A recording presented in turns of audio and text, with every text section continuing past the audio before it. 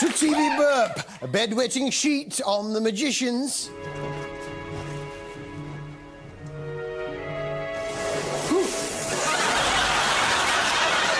Sound check with tiny microphones on Joe Brand on Kissing. 1,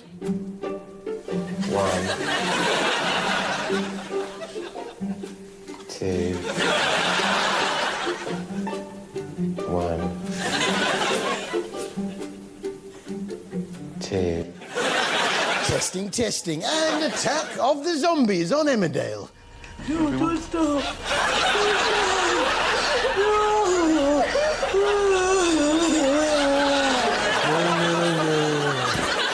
Coronation Street now, and Julie had something to tell Brian. I've got some news for you. You're not going to believe it. No? The words that I never thought I would say, but now I'm going to. Today, the 13th of February, I'm going to say them because they're true. I am... Annoying. She's a bit annoying, isn't she? I was very impressed at Audrey this week, doing all her own stunts. Hi, Jason. Hi, Audrey.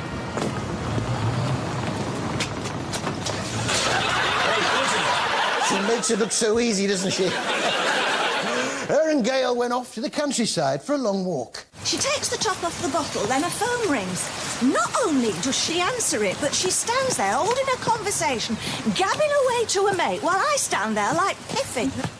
That reminds me of something. Is this the way to every night I've been hugging dreaming dreams of Amarillo, and sweet Marie waits for me. For the person I felt most sorry for was Paul, whose wife is still confused. What's the name of this street? Downing Street. Close enough. And what number are we staying at?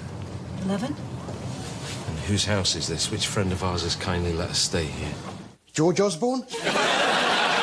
Downing Street now, there's a thought.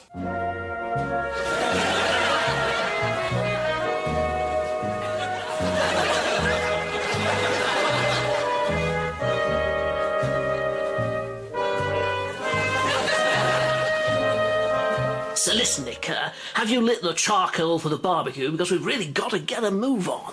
Well, hang on, Dave. I lit the barbecue last time. Look, Nick, just do it. You know, we've got 40 minutes before the first guests arrive. I can hear a car. Oh, God, they're not early, are they? Oh. Have you got the balls? No, I thought you had it. Sorry we're early, Dave. Hello, Sam. Why are you dressed as a nurse? You're early. I told her, but she wouldn't listen.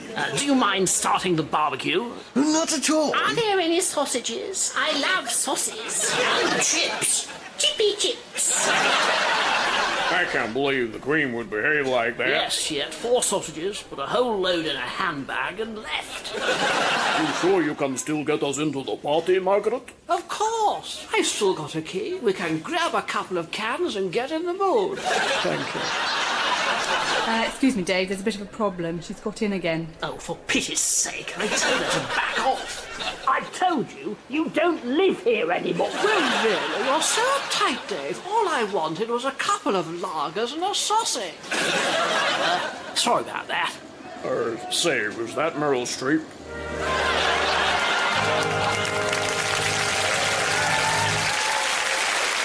It was Valentine's night this week. Now, for people like me who didn't get any Valentines, except the one I sent myself, lots of kisses, and inside the card a bag of chocolate buttons. Yum, yum. I wonder who sent it. So all I wanted to do on Valentine's night was sit down in front of the TV and forget all about you. What's got into you today?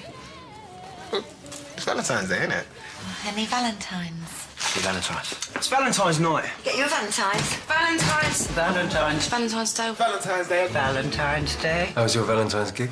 Oh, so you did remember that it was Valentine's Day? I couldn't forget it was Valentine's Day. Could I just let it go? Tyler Moon. I love you. I always have.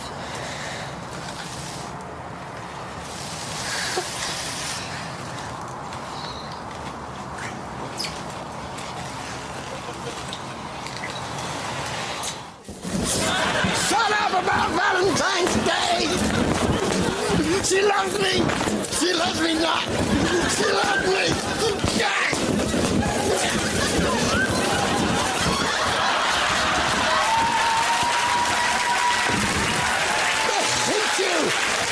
I hate you so much right now!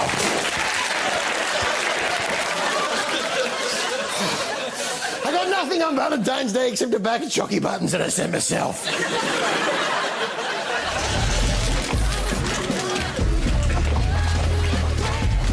How tacky can you get? Oh, yeah, totally. Do you want a drink? This bud of love, by summer's ripening breath, may prove a beauteous flower when next we meet. Oh, it's a happy Valentine after all. I just put that in a vase. There we are. Yeah. Oh, lovely.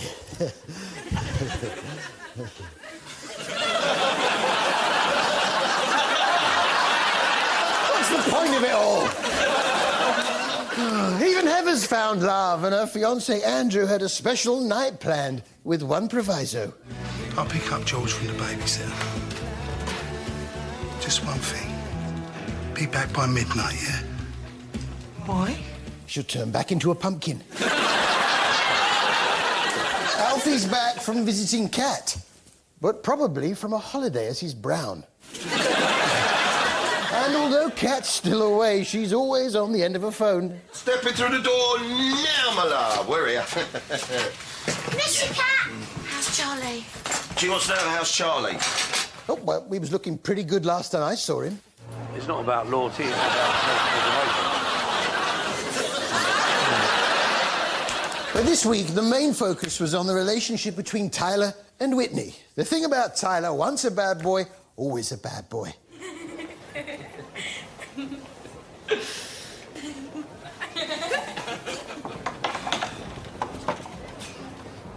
Tyler?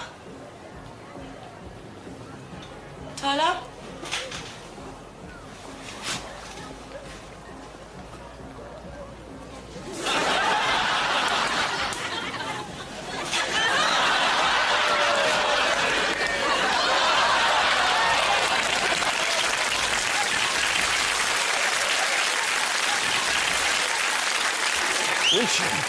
Which brings us to our TV expert of the week. TV expert of the week.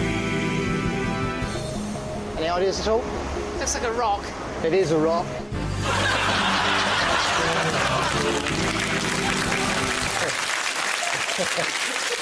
You know what? I think I might just have a nice cup of tea and catch up with my favourite TV programme, Law and Order UK. OK. Louise, would you mind sitting with one of our officers? He can help you put together an e-fit of the man who shot Derek. Looks like Harry Hill. I'll ring his agent, have him arrested. What? I never touched anyone! Have you ever seen this man? Not last night. But you have seen him? Yes. I'm on TV Burp every Saturday tea time. That's not a fair question. He followed me a few weeks ago when I was heading home. I thought he was a pervert. I wasn't following her home. She lived 3 roads down. We do the same route. Although, admittedly, I've never walked home in night vision goggles before. It's all circumstantial. All right. I'll call Jacob Thorne. Let him know what to expect. Where are we on the Harry Hill search? Hang on a minute. This is getting out of control. I merely followed a girl home in night vision goggles. It was Valentine's Day. I didn't get any cards. I was desperate. Where are you going? Oh, well, I've just got a lead on the Harry Hill case. What sort of lead? There's hundreds of people with bald heads and glasses. Were you anywhere near Bank Station last night? No, why would I be? Hey, someone matching your description was seen there. Well, it wasn't me. Well, it certainly wasn't me. You know who I think it was? He's bald, with glasses. He's always on the move to avoid detection. Well, very good morning, ladies and gentlemen. What's your man? Brendan from Coach Trip. Emmerdale now, and the Dingles toaster seemed to be very excited at the idea of scrambled eggs. Right, now then, I can save some of that bacon and we can have scrambled eggs. Whee! Yeah. I wonder what my toaster gets excited about. Scrambled eggs. No. Baked beans. No. Dancing on ice. Yeah, never misses an episode. Elsewhere in the village, John wasn't in the best of moods. Happy Valentine's.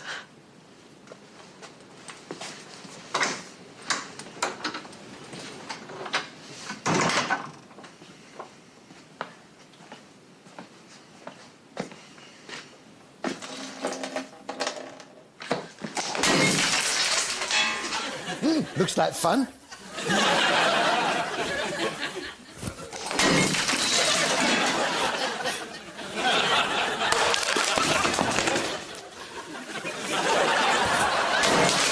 Yes! Oh, thanks very much.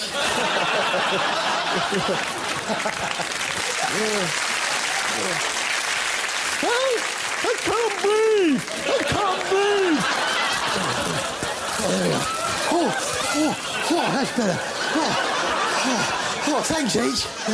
That's all right. You watch Emmerdale? Oh, yeah, I watch Emmerdale, Mr. Harry. Good. Now, it's for the kids. Yeah, I watch Emmerdale. Yes, down at the vet's, Edna wasn't happy with who was touching her tootsie. You're not leaving? Oh, he's got a rush, Edna. He'll get detention if he misses register. Sorry, Edna. Rona will look after you. I don't wish to cause offence, but I think Tootsie would prefer you. That's right, Tootsie, because she's rubbish. I promise Tootsie won't know the difference between my probing fingers and Paddy's. Now, I like Rona's probing fingers, but then I like Paddy's probing fingers, but which is better? There's only one way to find out.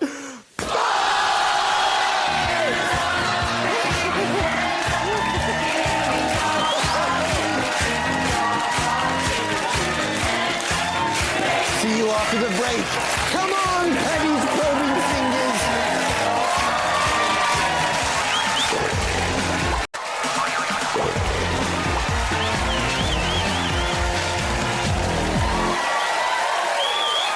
Welcome back to TV Burp. Apologetic Rhino on Wild at Heart. Listen, I'm sorry about everything. Hot Cobbles on Coronation Street.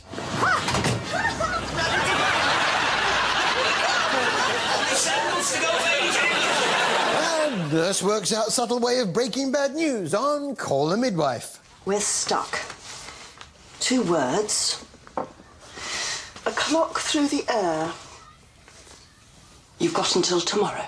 Big Fat Gypsy Wedding is back. Yeah. And have you ever wondered how Eric and Ernie came up with the Bring Me Sunshine dance? Well, it involved one man and a wasp. The winner obviously will go on and hopefully be a star. You know? Bring me sunshine. Yeah, a lot of dances were started by wasps. Oh, there's one now.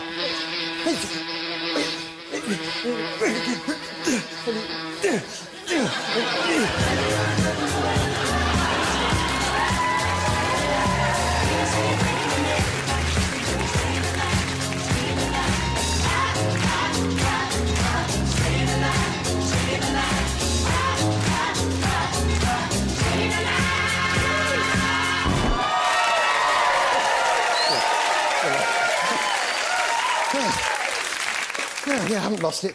Of course, being a young girl, it's all about the look. And what is the look that the young gypsy girls go for? Like all his brains. So do you want to be a bit blingy? Yeah. A bit showy? Yeah. A bit out there? Yeah. Well, they're not after a burqa, love, put it that way. Huh? Of course. None intended. Of course, the most famous of all the gypsy outfits are the wedding dresses, which come in all different styles and themes. My dress is going to be proper middle of a pineapple. Now, like the Spanish pineapples and all that kind of, like Spanish. The two of us are going to be like Spanish. And there'll be a big massive pineapple. And then the dress will be all coming down all senorita, like Spanish, senorita and pineapple. And I'm gonna have a big pineapple thing for my hair, like matching senorita. Spanish pineapple senorita thing. Yes, my mum got married dressed as a pineapple, and my dad was dressed as a huge piece of mature cheddar cheese. Meanwhile, Dolores had very strong feelings about what her dress should look like. So it's a cat. The top of the dress will be a whole cat coming around, the tail's coming around her neck and coming down here. The crown will be the same. And on the back of the veil is the same two cats. And the dress then is all crotch with all the same cats. Now, correct me if I'm wrong, but what I think you're suggesting is a bit of a cat theme. Yes, cats are nice, particularly on a wedding dress, and why not carry the theme through to the reception, too? The cat cake will eventually rise 10 tiers into the air and will be flanked by 14 smaller versions. It's one of the most expensive cakes Jill has ever made. Oh, thank you, Dolores. Yeah, oh, look, a lovely slice of cat cake. Let's just try a bit. But with such grand designs, appearances can be deceptive. This cake is actually polystyrene.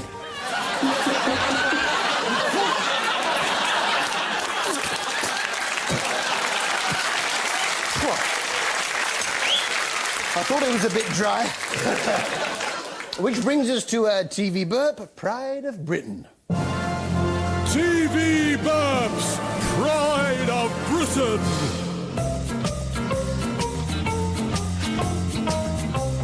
I'm suffering. I tried, but my left foot hit a pebble. TV Burp's Pride of Britain. Oh, pebble. The hotel now, and there were plenty of new arrivals. Ooh, nice. Oh, lovely jubbly. Hey, this is it, isn't it, eh? This is nice. Oh, this is better than cleaning Jane, in it, eh? We come from Birmingham. Yeah, I thought you probably did. This was the Subtle family, and Dad Robert was a mine of hilarious anecdotes from when he and Jane first met. I'll tell you exactly how we met. It's going back about 20 years ago, and I had a newsagent in the Maypole, where we came from, and she walked into the shop. She was only 23 years of age, and she walked into the shop. I thought, oh, my God, what a darling. I said, what's your name? She said, Jane. Oh, my God. I said, that's my favourite name. So I got her hand, and I kissed her hand. I said, oh, my God, do you get pigeons? She said, no. No, I don't, she said. That was his chat-up line. Kissed her hand again. I said, you sure? She said, yes. I said, oh. Well, the shop was absolutely chock-a-block with people, and they was in hysterics. Were they really? New chef Jenna was shaking up the menu at the Grosvenor. Mark was happy, provided it had his favourite on it, steak. And Alison kindly demonstrated the sign language for sirloin steak. How do you spell sirloin? S-I-R... Go on. L-O-I... How do you think you spell it? Let's just break it up. Yeah, all right, OK. Loin. Yeah, all right. 2 syllables. Sir... Loin. Sirloin. Good job no one ordered a sausage. On Restoration Man this week, Simon and Victoria were restoring a medieval hall. The fireplace needed a new lintel, and Simon was confident that he'd be able to get a good fit. It's a proper piece of structural oak, and we've got the chamfer, which is the same as this beam here. This is the actual oak beam that came out, so we've replicated it here, the angle, and there's a chamfer to the front as well, which you'll see later on. It will fit like a glove. Yes, it'll fit like a glove. Right. That's as far as it's going to go. You need to cut the stone out more. Yeah, but we didn't want to touch the stone, you see. I think we've got to take it out. No, my fingers are too long to fit into the glove.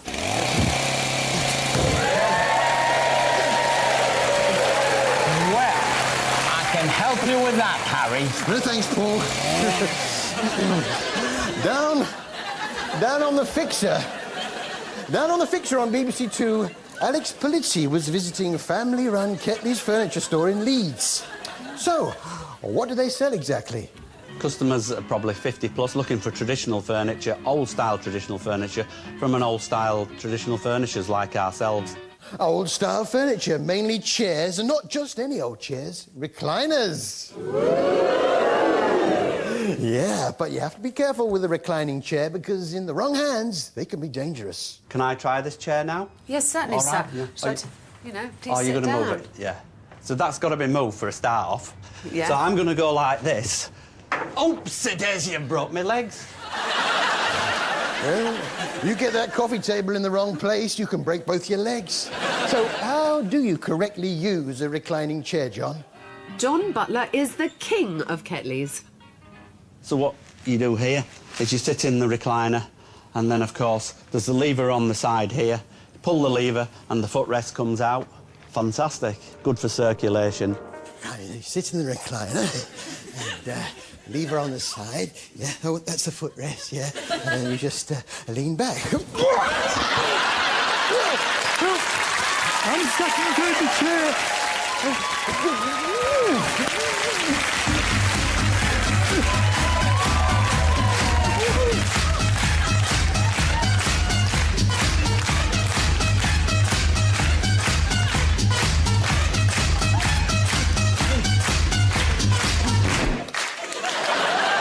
Well, with all those chairs, there's only one thing for it. From Ketley's Furniture Store in Leeds, take it away, John and David Butler. Sing myself to sleep, a song from the darkest hour, secrets I can keep inside of the day. Oh, sit down, oh, sit down, oh, sit down, sit down next to me. Sit down, down, down, down, down, sympathy. Thanks, fellas. Well, that's all from us. Good night.